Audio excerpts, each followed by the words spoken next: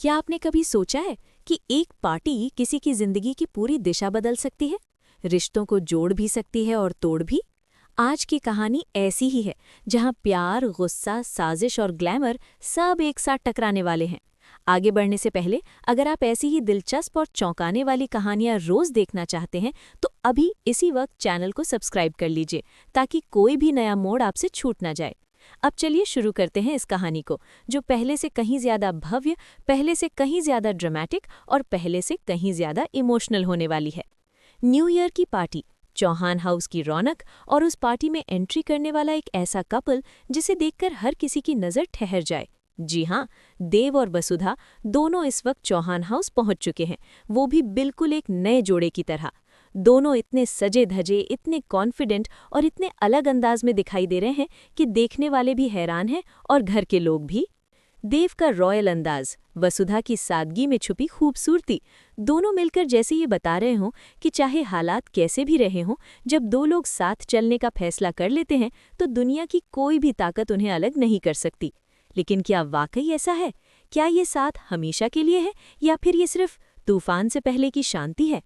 आगे की कहानी जानने के लिए जुड़े रहिए, और अगर अब तक आपने सब्सक्राइब नहीं किया है तो अभी कर लीजिए।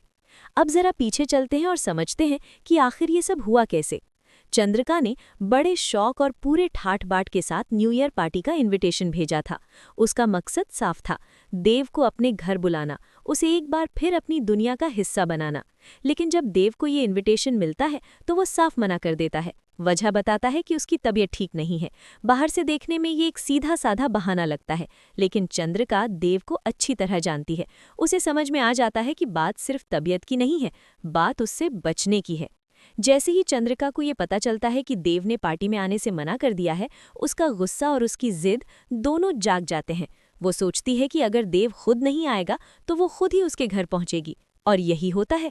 अगली ही घड़ी वो एक डॉक्टर को साथ लेकर देव और वसुधा के घर पहुंच जाती है।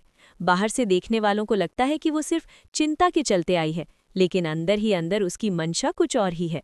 दरवाज़ा खुलता है और सामने खड़ी होती है चंद्रिका, पूरे कॉन्फिडेंस के साथ। देव कुछ बोल पाता उससे पहले ही डॉक्टर आगे बढ़ता है, लेकिन तभी वसुधा का सब्र टूट जाता है। वो साफ शब्दों में कह देती है कि इन लोगों को यहाँ का पानी अच्छा नहीं लगता, अमीर लोगों को तो हर चीज़ से दिक्कत होती है। वो ताना मारते हुए कहती है कि आप बाहर से ही पानी की बोतल खरीद दीजिए। ये शब्द सिर्फ शब्द नहीं होते, ये सीधा सीधा चंद्रिका की सोच और उसके घमंड पर चोट होते हैं। देव को ये सब बिल्कुल भी अच्छा नहीं लगता। वो वसुधा की तरफ देखता है, फिर चंद्रिका की तरफ। माहौल भारी हो जाता है। चंद्रिका बिना कुछ कहे वहां से चली जाती है, लेकिन जाते जाते उसके चेहरे पर एक अजीब सी मुस्कान होती है, जैसे वो कह रही हो कि जो होना था वो हो गया। और सच में बाहर निकलते हुए वो खुद से कहती है कि उसने ये सब जानबूझकर किया, सिर्फ देव को गुस्सा दिलाने के लिए। और फिर वही होता है जिसका डर था। गुस्से में देव अपना आपा खो बैठता है। वो वसुधा पर हाथ उठाने ही वाला होता है। उस पल वसुधा की आंखों में डर भी है, हैरानी भी और दर्द भी। लेकिन तभी अचानक चंद्रिका वापस मुड़ती है और देव का हाथ पकड़ लेती है। वो कड़े शब्दों में पूछती है कि क्या यही संस्कार उसने दिए हैं, क्या यही उसने सिखाया है?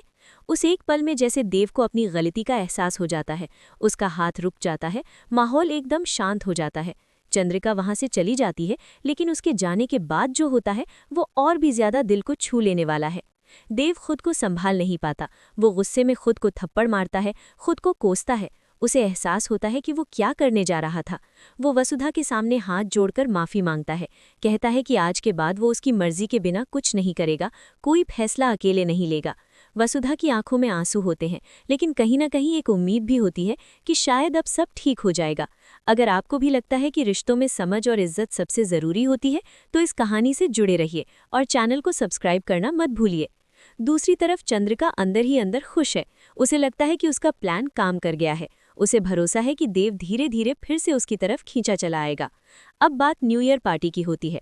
चंद्रिका अपने पति हुकुम शाह से पूछती है कि क्या उन्हें लगता है कि देव और वसुधा पार्टी में आएंगे। वो कहती है कि जिस तरह से आज वसुधा ने उसकी बेइज्जती की है, उसके बाद तो उसे नहीं लगता कि वो आएगी। लेकिन चंद्रिका शायद ये भूल जाती है कि वसुधा अब पहले जैसी नहीं रही। वसुधा जानती है कि हालात से भागने से कुछ नहीं होता, इसलिए वो और देव दोनों ही न्यू ईयर पार्टी के लिए तैयार होते हैं। वो सजे धजे पूरे आत्मविश्वास के साथ चौहान हाउस पहुंचते हैं। उनकी एंट्री सबका ध्यान खींच लेती है। हर कोई देखता रह जाता है। चंद्रिका के चेहरे पर हैरानी साफ दिखती है, लेकिन उसके मन में अब भी एक उम्मीद है। उसे लगता है कि इसी पार्टी में वसुधा कुछ ऐसा करेगी, कोई ऐसी गलती जिससे देव उसे हमेशा के लिए छोड़ देगा। अब सवाल ये है कि क्या चंद्रिका की ये चाल कामयाब होगी या फिर वसुधा सबको गलत साबित करेगी। इन दोनों का ये न्यू लुक आपको कैसा लगा? क्या आपको लगता है कि देव और वसुधा का रिश्ता अब मजबूत होगा या फिर कोई नया तूफान आने वाला है? अपनी राय जरूर बताइए और ऐसी ही रोचक कहानियों के लिए चैनल को सब्सक्राइब करते रहिए। अगला हिस्सा और भी ज्यादा चौंकाने वाला होने वाला है, तो जुड़े रहिए।